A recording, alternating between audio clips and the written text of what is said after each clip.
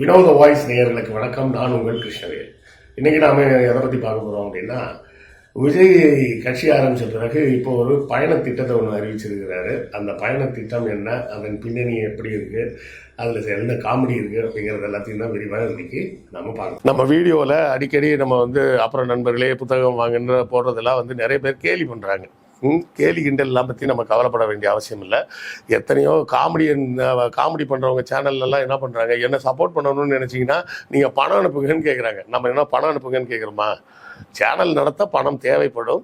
அப்படி தேவைப்படக்கூடிய பணத்தை நீங்கள் புத்தகம் வாங்கினால் உங்களுக்கு புத்தகங்கள் வாங்கிய அந்த புத்தகங்களாகிய அறிவாயுதம் உங்கள் கைக்கு கிடைக்கும். அதன் மூலமாக எங்களுக்கு கிடைக்கக்கூடிய பணத்தை வைத்து நாங்கள் இந்த சேனலை நடத்த முடியும் அப்படின்னு தான் நம்ம சொல்கிறோம். ஸோ புத்தகம் வாங்குங்க அப்படின்னு நான் கேட்பதில் நான் கூச்சப்படவில்லை. அதை பார்ப்பதற்கு நீங்களும் சலிப்படைய வேண்டிய அவசியம் இல்லை. புத்தகம் வாங்க முடியாதவர்கள் லைக் போட்டாலும் சப்போர்ட்டு தான், ஷேர் பண்ணாலும் சப்போர்ட்டு தான், சப்ஸ்கிரைப் பண்ணாலும் சப்போர்ட்டு தான், ஏன் கமெண்ட் போட்டிங்கன்னா கூட சப்போர்ட்டு தான். ஸோ ஏதாவது ஒரு வகையில் உங்கள் ஆதரவை நம்ம சேனலுக்கு கொடுத்துக்கிட்டே இருங்க. ஒரு பழைய படம், அது என்ன படம் ஞாபகம் இல்லை, அதில் ஏதோ சனிக்கிழமை ராமசாமின்னு ஏதோ ஒரு பேர் வரும்.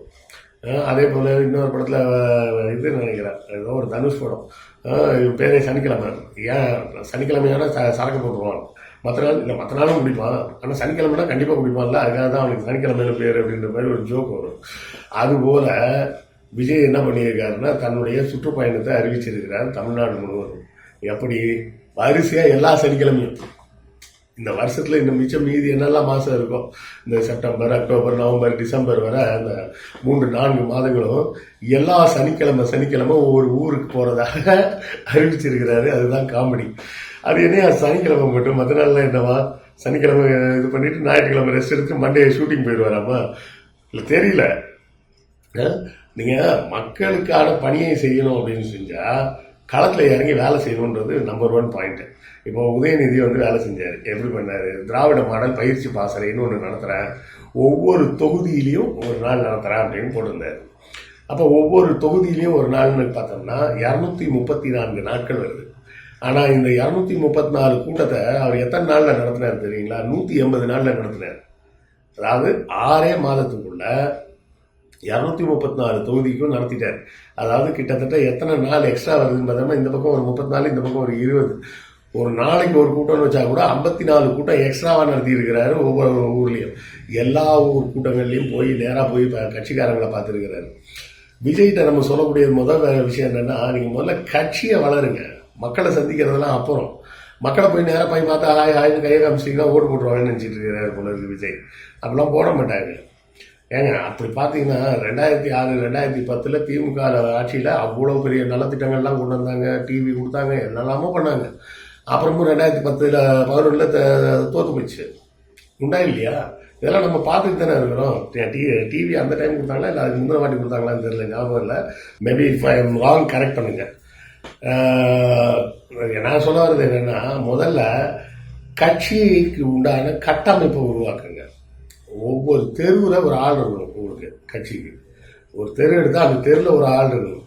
அப்போ அதை போலவே ஒவ்வொரு வட்டம், ஒரு ஜோனு, ஒரு மாவட்டம், இப்படி ஒவ்வொரு ஏரியாலையும் அந்த கட்சியோட ஹைரார்கியை கிரியேட் பண்ணி, இன்றைக்கும் திமுக இவ்வளோ ஸ்ட்ராங்காக நிற்கிது, அதிமுக இவ்வளோ ஸ்ட்ராங்காக நிற்கிதுன்னா அதுக்கு காரணம் என்ன அப்படின்னா, அந்த கட்சியோட உட்கட்டமைப்பு. முதல்ல கட்சிக்கு உட்கட்டமைப்பே உருவாக்காமல் எதோ ஷூட்டிங் போகிற மாதிரி நானும் ஒவ்வொரு ஊராக போய் தலையை காட்டினாலே ஓட்டு போடுவாங்க அப்படின்னு நம்பிட்டு இருந்தீங்கன்னா எங்கே நடக்கும்? உங்கள்கிட்ட செயல் திட்டம்ன்றதே எதுவுமே இல்லை. மக்களை சந்திக்கணும், இல்லைன்னா சொல்லலை.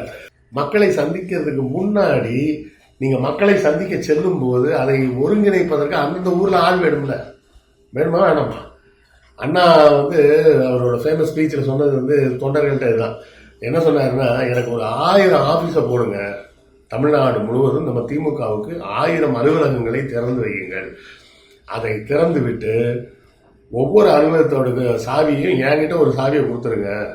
நான் அப்படியே ஒவ்வொரு ஊராக பேசிட்டு நம்ம கட்சி ஆஃபீஸ்லேயே படுத்து தூங்கிட்டு மறுநாள் காலையில் எந்திரிச்சு அடுத்த ஊரில் போய் போயிடுவேன் நான் அப்படின்னு சொன்னார். எதுக்காக அப்படி சொன்னார்னா, அந்த காலத்தில் தங்குறதுக்கு இது மாதிரி ஹோட்டல் வசதியெல்லாம் கிடையாது. 1950, 60 இப்போதான் கொஞ்சம் ஹோட்டல்ஸ் எல்லாம் இப்போ நிறைய வந்துருச்சுன்னு வச்சிங்களேன். 70களிலேயே கூட அவ்வளோ பெரிய ஹோட்டல்ஸ் எல்லாம் எதுவுமே கிடையாது. ரொம்ப குறைவான எண்ணிக்கையில் தான் ஹோட்டல்ஸ் எல்லாம் இருக்கும்.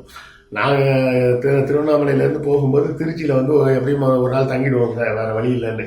ஏன்னா ட்ராவல் பண்ண முடியாது, கண்டினியூஸாக பஸ்ஸு கிடையாது, மாறி மாறி வரணும். நாங்கள் அங்கேருந்து திருவண்ணாமலையிலேருந்து விழுப்புரம் வந்து விழுப்புரத்துலேருந்து பஸ்ஸு நல்லா கரெக்டாக கிடச்சிதுன்னா நேராக திருச்சிக்காக வரலாம். அப்புறம் திருச்சியிலேருந்து மதுரைக்கு போகணும், மதுரையிலேருந்து மாறி போகணும், இப்படி மாறி மாறி தான் போயிட்டுருப்போம்.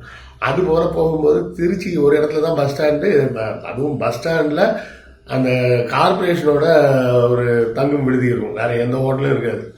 அப்படி இருந்த காலகட்டத்தில் அண்ணா என்ன கேட்குறாரு, 1000 கிளை அலுவலகங்கள் கேட்டார். இப்போ இருக்கும், இப்போ 1000 கிளை அலுவலகங்கள் வந்திருக்கும். இப்போ என்ன கிட்டத்தட்ட 70க்கும் மேற்பட்ட மாவட்ட செயலாளர்கள் இருக்காங்க. அப்போ யோசிச்சு பாருங்க, நமது மாவட்டங்களின் எண்ணிக்கையே 30 தான். ஆனால் திமுக அதிமுக போன்ற கட்சிகளில் 70 பேர்கிட்ட மாவட்ட செயலாளராக இருக்காங்க. ஒவ்வொரு மாவட்டத்தையும் 2 பிரித்து வச்சுருக்காங்க. அதாவது கிட்டத்தட்ட 3 தொகுதிகளுக்கு சேர்த்து ஒரு மாவட்ட செயலாளர் அப்படின்ற மாதிரி. தொகுதிகள் வந்து மாவட்டம் கிடையாது, 3 தொகுதிகளுக்கு ஒரு மாவட்ட செயலாளர் ரேஞ்சுக்கு வச்சிருக்கிறாங்க. நீங்கள் முதல்ல மாவட்ட செயலாளர்லாம் போடணும். இந்த மாவட்ட செயலாளரே போடாமல் நான் சனிக்கிழமை போவேன், சனிக்கிழமைனா விரதமா இல்லை பெருமாளுக்கு உகந்த நாள் அந்த மாதிரி எதுவும் கணக்கு வச்சிருக்காரா, என்ன கணக்குன்னே தெரியல. எல்லா சனிக்கிழமையும் ஒரு ஊருக்கு போறாராம். அந்த தேதி பட்டியலை பார்க்குற ஒவ்வொரு தேதியாக போட்டு சனிக்கிழமை கீழே போட்டுருக்கு. எல்லாமே சனிக்கிழமை தானே, அது தனியாக போட்டுக்கிட்டேன், வெறும் தேதியை மட்டும் போட்டால் பார்த்தாதா. அப்புறம் நம்ம நண்பர்கள்லாம் வேற கிண்டலை சொன்னாங்க, இல்லை சார் அவருக்கு அவங்க ரசிகர்கள்லாம் வரணும், ரசிகர்களுக்கெல்லாம் மற்ற நாளில் வந்தீங்கன்னா ஸ்கூல் இருக்கும், சனிக்கிழமை ஸ்கூல் லீவ் விட்டுருவாங்கல்ல சார், அதனால சனிக்கிழமை தன்னுடைய ஸ்கூல் ரசிகர்களை சந்திக்கிறதுக்காக சனிக்கிழமை பிளான் பண்ணியிருப்பாரு, ஞாயிற்றுக்கிழமை அவர் ரெஸ்ட் எடுக்கிறதுக்கு பிளான் பண்ணியிருப்பாரு, அதனால தான் சனிக்கிழமை. இந்த சனிக்கிழமை ரகசியம் உங்களுக்கு தெரிய மாட்டேங்குது அப்படின்றாரு. ஸோ இப்படி பலரும் பல்வேறு விதமாக வேடிக்கையாகவும் கேலியாகவும் பேசுவது போல கிளம்புறதுக்கு முன்னாடியே நம்ம விஜயோட பயணம் கேலி கூத்தாக எல்லாராலையும் ட்ரால் செய்யப்படுகிறது. இது ஒரு புறம் இருந்தாலும் அட்லீஸ்ட் மக்களை சந்திக்கிறதுக்காக கிளம்பியிருக்காங்க அப்படின்னு நினச்சி தான் சந்தோஷப்பட்டேன். அப்படி இல்லாமல் ஒவ்வொரு சனிக்கிழமையும் பனையூரில் இந்த தொகுதிக்கு இந்த வாரம் இந்த சனிக்கிழமை பனையூரில் இந்த தொகுதி மக்களை விஜய் சந்திக்கிறார், அடுத்த சனிக்கிழமை அரியலூர் தொகுதி மக்களை சந்திக்கிறார், அதற்கடுத்த சனிக்கிழமை மதுரை மேற்கு மாவட்ட மேற்கு தொகுதி வாக்காளர்களை சந்திக்கிறாருன்னு வாக்காளர்களை பூரா வீட்டுக்கு வர சொல்லாமல் போனார். அந்த வகையிலேயாவது சந்தோஷப்படுங்க. இன்னும் இந்த பயணங்களில் என்ன கூத்தெல்லாம் அடிக்க போகிறாரு அப்படின்றது பார்க்க தான் தெரியும். ஸோ தொடர்ந்து நாம் விஜய் என்ன செய்கிறாருன்னு கவனிப்போம். இந்த சனிக்கிழமை விஜய் அப்படின்னு பேர் மாறக்கூடிய அளவுக்கு சனிக்கிழமைகள் எல்லா தொகுதிக்கும் போவேன் அப்படின்னு சொல்லி இவர் சொல்லியிருக்கிறாரு. நீங்கள் ஒன்று மறந்துட்டீங்க மிஸ்டர் விஜய், நீங்கள் இப்படி சனிக்கிழமை தான் ஒரு தொகுதிக்கு போவேன் அப்படின்னு சொன்னீங்கன்னா ஒரு வருஷம் ஆனால் கூட நீங்கள் எல்லா தொகுதிக்கும் போக முடியாது. ஏன்னா ஒரு வருஷத்தில் மொத்தமே 52 சனிக்கிழமை தான் இருக்குது. அப்போ நீங்கள் வருஷம் பூரா போனாலும் சனிக்கிழமை தான் போக வேண்டிங்கன்னா 52 தொகுதி தான் போக முடியும், மிச்சம் போக முடியாது. அதையும் பார்த்துக்கங்க. ஸோ இது குறித்த உங்கள் கருத்துக்கள் என்னன்றதை கமெண்ட்டில் சொல்லுங்கள், நானும் தெரிஞ்சுக்கிறேன். அடுத்த காணொலியில் சந்திப்போம். நன்றி, வணக்கம்.